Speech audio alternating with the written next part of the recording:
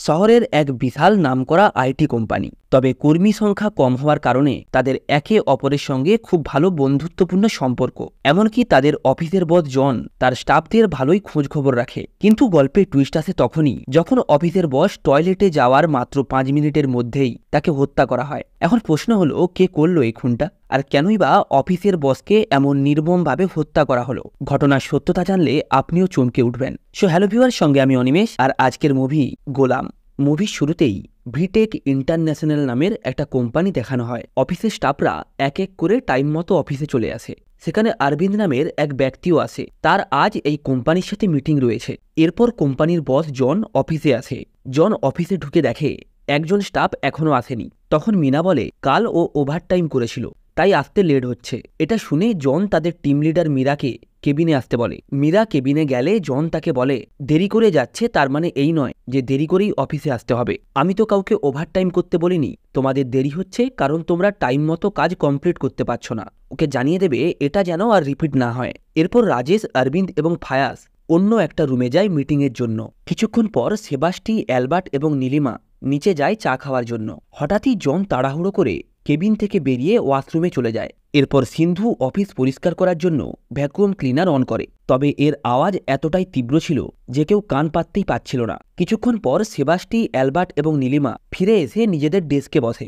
অন্যদিকে রাজীব জনকে নিজের কেবিনে দেখতে না পেয়ে ডোনাকে জিজ্ঞাসা করে, স্যার কোথায়? তখন রানী বলে, স্যার ওয়াশরুমে গেছে। রাজীব ওয়াশরুমের বাইরে থেকে জনকে ডাকতে শুরু করে, তবে অনেক ডাকাডাকির পরেও ভেতর থেকে কোনো উত্তর আসে না। রাজীব দরজা খোলার চেষ্টা করলে সে দেখতে পায় দরজাটা ভেতর থেকে লক করা। এরপর সে চাবি দিয়ে দরজা খুলে দেখে জন মেঝেতে পড়ে আছে এবং তার মাথা থেকে অনেক রক্ত বেরিয়ে গেছে।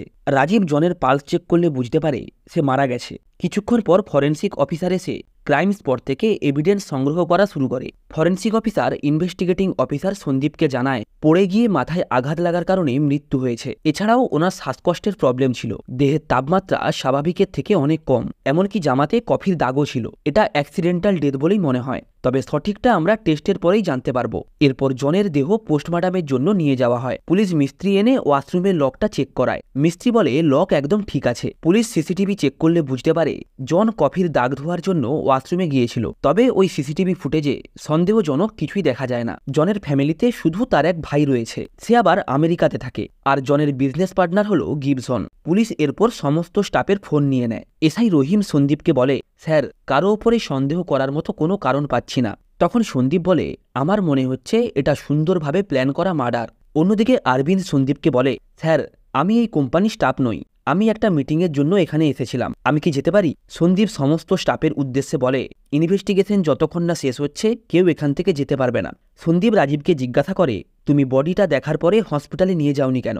রাজীব বলে, আমি চেক করেছিলাম, কিন্তু জন স্যার তখন নিঃশ্বাস নিচ্ছিল না, তাই হসপিটালে নিয়ে গিয়ে কোনো ঝামেলায় পড়তে চাইনি। সন্দীপ বলে, তোমরা কেউ টয়লেট থেকে কোনো আওয়াজ পাওনি? মীরা বলে, সিন্ধু তখন অফিস পরিষ্কার করছিল, ভ্যাকুয়াম ক্লিনারের তীব্র আওয়াজে আমরা কিছুই শুনতে পাইনি। সন্দীপ সিন্ধুকে জিজ্ঞাসা করে, জন কেমন মানুষ ছিলেন? সিন্ধু বলে, জন স্যার আমাকে অনেকবার সাহায্য করেছেন, উনি সবাইকে সাহায্য করতেন এবং সবার খবরও নিতেন। এরপর সন্দীপ আলাদা আলাদাভাবে সবাইকে জিজ্ঞাসাবাদ শুরু করে। সে মিনার ব্যাগ থেকে একটা ঘুমানোর ঔষধ পায়। মিনা বলে, আমার ঘুম হয় না, তাই আমি এই ওষুধটা খাই। সন্দীপ জিজ্ঞাসা করে, এর প্রেসক্রিপশন আছে? মিনা বলে, না নেই, আমি মেডিকেল স্টোর থেকে কিনে খাই। সন্দীপ তখন বলে, এই ওষুধ প্রেসক্রিপশন ছাড়া কেউ বিক্রি করতে পারবে না, তুমি কোন মেডিকেল স্টোর থেকে এটা কিনেছো তার নাম বলো। মিনা বলে, দোকানটা আমার বাড়ির কাছে, তবে তার নাম আমার মনে নেই। সন্দীপ মিনার অ্যাড্রেস নিয়ে তাকে যেতে বলে। এরপর ফায়াজ বলে, জন স্যারের সাথে সবার ভালো সম্পর্কই ছিল, তবে আগের সপ্তাহে বিবেশের সাথে স্যারের ঝগড়া হয়েছিল, আমি স্যারকে এত রাগতে কখনোই দেখিনি। বিবেশ বলে, হ্যাঁ স্যার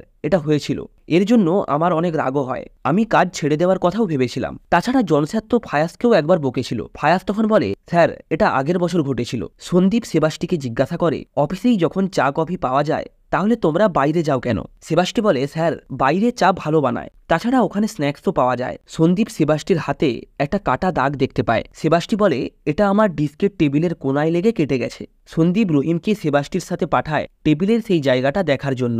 রহিম টেবিলের সেই ভাঙা অংশটা দেখে আসে। এই সময় রহিম দেখে অরবিন্দ ব্যাগের ভেতরে কিছু একটা খুঁজছে। রহিম অরবিন্দকে ব্যাগটা চাইলে সে দৌড়ে সেখান থেকে পালাতে থাকে, তবে বাইরে থাকা পুলিশ তাকে ধরে ফেলে। পুলিশ অরবিন্দের ব্যাগ চেক করলে সেখান থেকে গাঁজার প্যাকেট পায়। কিছুক্ষণ পরেই জনের পার্টনার গিবসন সেখানে আসে।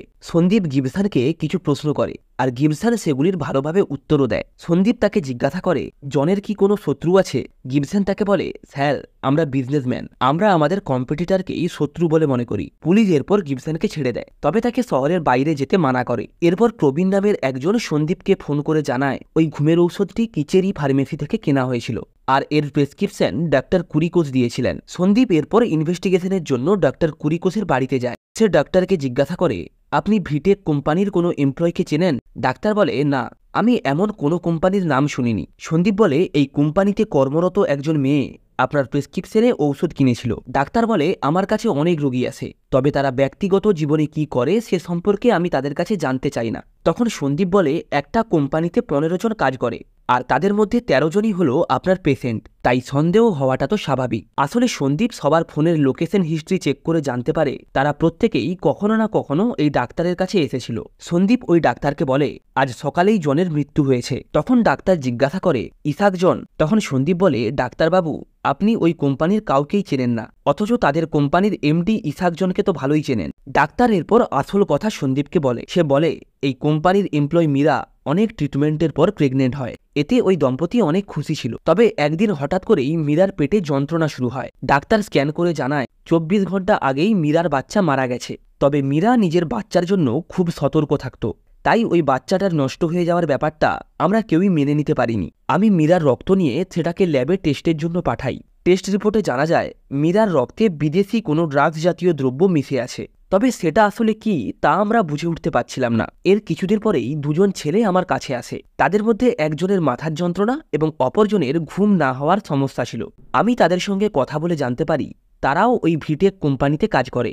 আমার সন্দেহ হওয়াতে আমি তাদেরও রক্ত টেস্ট করাই, আর দুর্ভাগ্যবশত তাদের রক্তেও ওই বিদেশি ড্রাগস জাতীয় দ্রব্য পাওয়া যায়। আমি ওই দুইজন ছেলেকে মীরার কথাও জানাই। যেহেতু তারা একই অফিসে কাজ করে, আমার সন্দেহ হয় হয়তো অফিস থেকেই এই দ্রব্য কোনোভাবে তাদের শরীরে ঢুকছে, আর এটাই যদি হয়ে থাকে তাহলে অফিসে কর্মরত বাকিদেরও কোনো না কোনো হেলথ প্রবলেম হওয়ার কথা। আমি অ্যালবার্ট ও সেবাস্টিকে জিজ্ঞাসা করি তাদের অফিসে আর কারো কোনো শারীরিক সমস্যা আছে।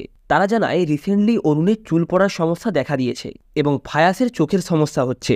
আমি তখন তাদের বলি তাদের অফিসের বাকিদেরও আমার চেম্বারে নিয়ে আসতে। তাদের চেক আপ করলে বুঝতে পারি তাদের কারো নখ উঠে যাচ্ছিল, কারো চুল পড়ে যাচ্ছিল, আবার কেউ কানে শুনতেও পায় না। আমি তাদের রক্ত টেস্ট করালে তাদের সবার রক্তে সেই একই দ্রব্য পাওয়া যায়, যা মানুষের শরীরে ডিএনএর পরিবর্তন ঘটাতে সক্ষম। আমি এ ব্যাপারে একদম নিশ্চিত ছিলাম যে এরা এই পদার্থটাকে না জেনেই নিজেদের শরীরের মধ্যে প্রবেশ করিয়েছে, আর সেটা হয়েছে এই অফিসের মধ্যেই। সেবাস্টি জানায় অফিসে তাদের প্রত্যেক দিন চা, বিস্কিট এবং জল দেওয়া হয়। এরপর থেকেই আমি ইসাক জনের ব্যাপারে রিসার্চ শুরু করি। জন হলো ভিফার্মা কোম্পানির আবিষ্কর্তা। ওই কোম্পানি নিজের ল্যাবেই ওষুধ বানায়। এরপর অ্যালবার্ট আমাকে একটা পেন ড্রাইভ দেয় যেখানে ভিটেক কোম্পানির অনেক তথ্য ছিল। সেখানে আমি একটা পাঞ্চিং মেশিনের ব্লুপ্রিন্ট দেখতে পাই। আমি আজমলকে ফোন করে ব্লুপ্রিন্টটা পরীক্ষার জন্য পাঠাই।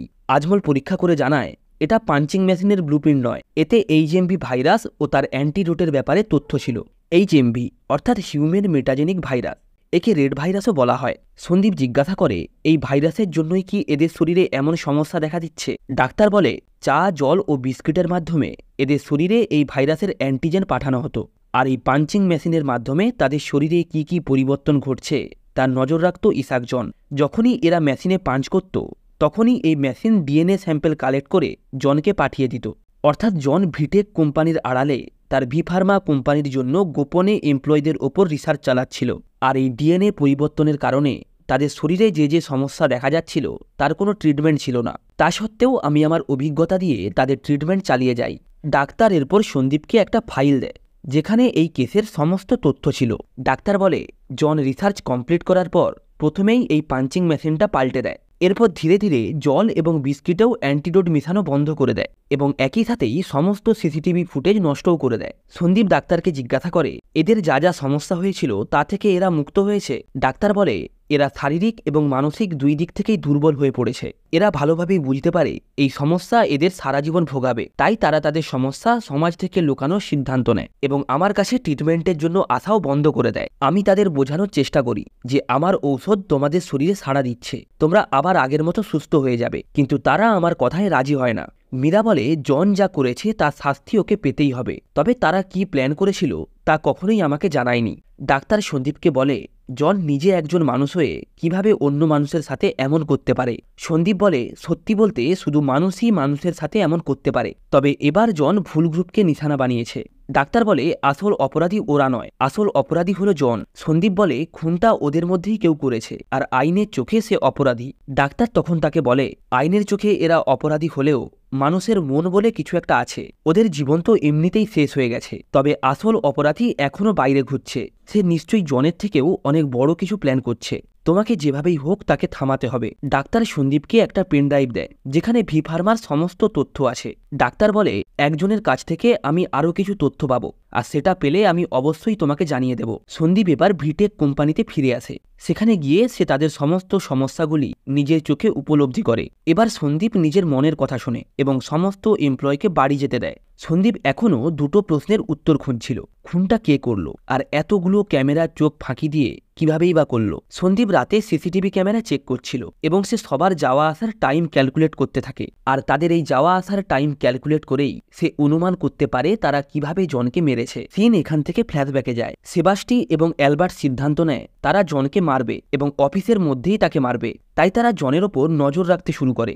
জন কখন অফিসে আসে, কখন কফি খায়, কখন ঔষধ নেয় এবং তার কি কি রোগ আছে, এছাড়াও কোথায় কোথায় সিসিটিভি ক্যামেরা আছে, সবকিছু তারা লক্ষ্য করে। অ্যালবার্ট সেবাস্টিকে বলে, জন শ্বাসকষ্টের ঔষধ নেয়, আর জনের কেবিনে টয়লেটের ওপরেও এন্ট্রি গেটে সিসিটিভি ক্যামেরা লাগানো আছে। ঠিক এই সময় তার মাথায় একটা প্ল্যান আসে। পরের দিন তারা তাদের প্ল্যান জানানোর জন্য অফিসের সবাইকে ডেকে পাঠায়। তবে তারা রাজীবকে এতে সামিল করে না, কারণ রাজীব জনের খাস লোক। সেবাস্টি বলে, জনের শ্বাসকষ্ট রয়েছে, ওকে কোনোভাবে টয়লেটে লক করে পাইপের মাধ্যমে টয়লেটের ভেতরে কার্বন ডাই অক্সাইড পাঠানো হবে। কার্বন ডাই অক্সাইডের মাত্রা অধিক হওয়ার কারণে জন মারা যাবে, আর মৃত্যুর পর মানুষের শরীরে CO2 পরিমাণ এমনিতেই বেড়ে যায়, ফলে টেস্টেও কিছু ধরা পড়বে না। সেবাস্টি সবাইকে ভালো করে প্ল্যানটা বুঝিয়ে দেয়। প্ল্যান অনুযায়ী সত্য বাগানের জল দেওয়ার জন্য নতুন পাইপ কিনে পুরনো পাইপ অন্য জায়গায় সরিয়ে রাখে। এরপর সেবাস্টি তাদের অফিসে এসে তার গাড়ি কার্বন ডাই অক্সাইডের স্টোরেজের কাছে পার্ক করে। পরের কাজটা ছিল বিবেশের। বিবেশ অফিসে এসে কলে কথা বলার অভিনয় করে সিসিটিভি ফাঁকি দিয়ে সেবাস্টির গাড়ির ওপরে ওঠে এবং একটা পাইপে বেলুন লাগিয়ে সেটা জনের টয়লেটের পাইপের সঙ্গে অ্যাটাচ করে। এরপর সে ওই বেলুনের বাড়তি অংশগুলিকে আগুনের মধ্যে ফেলে পুনরায় ফোনে কথা বলতে বলতে অফিসে প্রবেশ করে। প্ল্যান সফল করার জন্য রাজীবকে অফিস থেকে সরানোর দরকার ছিল, তাই মীরা অরবিন্দের সঙ্গে রাজীবের একটা মিটিং ফিক্স করে এবং ফায়াসকে তাদের সাথে পাঠায়, যাতে ফায়াস কোনোভাবে রাজীবকে আটকে রাখতে পারে। এরপর অ্যালবার্ট, সেবাস্টি এবং নীলিমা চা খাওয়ার জন্য বাইরে যায়। প্ল্যানের পরবর্তী টার্গেট ছিল জনকে টয়লেটে নিয়ে যাওয়া, আর এই দায়িত্বটা ছিল সিন্ধুর ওপর। সিন্ধুকে বলা হয় কফি বেরোনোর নলে একটা কাগজ আটকে দিতে, ফলে জন যখন কফি আনতে যাবে তখন কফি তার গায়ে ছিটকে পড়বে, আর সেটা ধোয়ার জন্য সে অবশ্যই ওয়াশরুমে যাবে। অন্যদিকে অরুণ মিনাকে বলে জনের টয়লেটের দরজার লক অটোমেটিক বন্ধ হয়ে যায়, তাই লক যাতে অটোমেটিক বন্ধ না হয় সেই কারণে দরজার মাঝে একটা টিস্যু পেপার রাখতে হবে। প্ল্যান অনুযায়ী মিনা সেদিন অফিসে এসে ফিল্টার থেকে জল আনতে যায় এবং সিসিটিভির হাত থেকে নিজেকে বাঁচিয়ে ওই দরজাটার ভেতর থেকে লক অন করে দেয় এবং টিস্যু পেপার ওই দরজার মাঝখানে রেখে সাধারণভাবেই জল নিয়ে সেখান থেকে ফিরে আসে। অন্যদিকে সেবাস্টি, অ্যালবার্ট এবং নীলিমা চা নিয়ে চেয়ারে বসে। তবে সেবাস্টি যে চেয়ারে বসেছিল সেটা ক্যামেরায় দেখা যাচ্ছিল না। সেবাস্টি উঠে CO2 স্টোরের কাছে যায়, কিন্তু অ্যালবার্ট এবং নীলিমা তার সাথে কথা বলার অভিনয় করতে থাকে, যাতে সবাই মনে করে সেবাস্টি সেখানেই আছে। সেবাস্টি পাইপের মুখটা CO2 সিলিন্ডারের সাথে লাগিয়ে পুনরায় চেয়ারে ফিরে আসে, আর সত্য ওই জায়গায় কিছু বর্জ্য পদার্থ জ্বালানোর জন্য আগুন ধরায়, যাতে তার ধোঁয়ায় ওখানে থাকা পাইপ কেউ দেখতে না পায়। এরপর সিন্ধু জনের কফি মেশিনে কফির পাউডার ঢালতে যায় এবং প্ল্যান মতো কাগজের টুকরোটাকে নলে আটকাতে গেলে সেটা ভুলবশত নিচে পড়ে যায়। তবে সে সেটা হাতে তুলে কোনো রকমে আটকে দেয়। কিছুক্ষণ পরে জন কফি নেওয়ার জন্য বোতাম টিপলে কফি ছিটকে তার জামায় পড়ে। জন এরপর সেটা ধোয়ার জন্য টয়লেটে যায়। এই সময় মুফিদা ফিল্টারে জল ভরছিল। জন দরজা বন্ধ করার পর মুফিদা বাইরে থেকে একটা পিন ওই দরজার লকে আটকে দেয়, যাতে ভেতর থেকে দরজাটা আর কোনোভাবেই খোলা না যায়। এই সময় প্ল্যান মতো সিন্ধু অফিস পরিষ্কার করার জন্য ভ্যাকুয়াম ক্লিনার চালু করে। তাদের আসল উদ্দেশ্য ছিল জনের চিৎকার যাতে বাইরে কেউ শুনতে না পায়। অন্যদিকে ভ্যাকুয়াম ক্লিনারের আওয়াজ শুনে সেবাস্টি CO2 সুইচ অন করে দেয়। জন লক্ষ্য করে টয়লেটের ভেতরে CO2 ঢুকছে। সে দরজা খোলার চেষ্টা করলেও সেটা খোলা প্রায় অসম্ভব ছিল, আর ভ্যাকুয়াম ক্লিনারের আওয়াজের জন্য জনের আওয়াজ বাইরে থেকে কেউ শুনতেও পাচ্ছিল না। কিছুক্ষণের মধ্যেই জনের শ্বাস আটকে যায় এবং ফ্লোরে পড়ে তার মাথা ফেটে রক্ত বেরিয়ে যায়, আর সেখানেই তার মৃত্যু হয়। কাজ হয়ে যাওয়ার পর সেবাস্টি CO2 সিলিন্ডার থেকে পাইপ খুলে সেটা যেমন ছিল ঠিক তেমনভাবেই রেখে দেয়। তবে এইসব করার সময় তার হাতের আঙুল কিছুটা কেটে যায়। অন্যদিকে রানী জল ভরতে যায়, আর তার কাজ ছিল দরজায় আটকে থাকা পিন খুলে আনা। তবে সে টয়লেটের কাছে গিয়ে ভুলে যায় তাকে কি করতে হবে, কারণ ওই বিষাক্ত অ্যান্টিডোটের কারণে তার স্মৃতিশক্তি অনেক কমে যাচ্ছিল। তখন ডোনা তার চুল থেকে একটা ক্লিপ বের করে। এটা দেখে তার মনে পড়ে যায় তাকে কি করতে হবে, এবং সাথে সাথেই সে দরজা থেকে ওই পিনটা খুলে নিজের চুলে গেঁথে নেয়। এর কিছুক্ষণ পরেই সেবাস্টি, অ্যালবার্ট এবং নীলিমা নিজেদের ডেস্কে ফিরে আসে। সেবাস্টি ভালোভাবেই জানতো তার হাতের কাটা দাগের কারণে পুলিশ তাকে জেরা করতে পারে, তাই সে টেবিলের কিছুটা অংশকে নখ দিয়ে টেনে বাইরে বের করে এবং সেটা থেকেই হাত কেটে যাওয়ার অভিনয় করতে থাকে, যেটা সন্দীপ সিসিটিভিতে চেক করে দেখেছিল। কিছুক্ষণ পর রাজেশ জনের খোঁজে টয়লেটে যায়, এবং তারপর কি হয়েছে তা আমরা সবাই জানি। অ্যালবার্ট সবাইকে বলেছিল পুলিশ জেরার সময় প্যানিক না হয়ে স্বাভাবিকভাবেই উত্তর দেবে, আর সবসময় একে অপরকে সাপোর্ট করবে না, এতে পুলিশের মনে সন্দেহ হতে পারে। সন্দীপ এই পুরো ব্যাপারটা জানার পরেও সে তার রিপোর্টে লেখে জনের মৃত্যু হয়েছে শ্বাসকষ্টের কারণে। তার এই মৃত্যুতে সন্দেহজনক কিছুই পাওয়া যায়নি। পরের দিন ডাক্তার সন্দীপকে একটা মেল পাঠায়, যেখানে ভিফার্মা রিসার্চ সেন্টারের লোকেশন এবং তার সমস্ত তথ্য ছিল। এখানে আরও জানা যায় যে গিবসনও ওই প্রজেক্টের সঙ্গে যুক্ত ছিল। সন্দীপ সেই ল্যাবের লোকেশনে যায় এবং একটা ড্রোন উড়িয়ে তার মাধ্যমে পর্যবেক্ষণ করতে থাকে। তবে কিছুটা যাওয়ার পর ওই ড্রোনের সিগন্যাল ডিসকানেক্ট হয়ে যায়। সন্দীপ একটা গাড়িতে লুকিয়ে ল্যাবের ভেতরে যায়। অন্যদিকে গিবসন ভিটেক কোম্পানির MD হিসেবে জয়েন করে। তবে তার এমপ্লয়িরাও যে কাঁচা খেলাড়ি নয় তা বোঝানোর জন্য তারাও প্রস্তুত ছিল। আর এর সাথেই এই অসাধারণ মুভিটা এখানেই শেষ হয়। বন্ধুরা, ভিডিওটা ভালো লেগে থাকলে অবশ্যই লাইক করবেন আর সাবস্ক্রাইব করবেন ফিল্মেশন ওয়ার্ল্ড।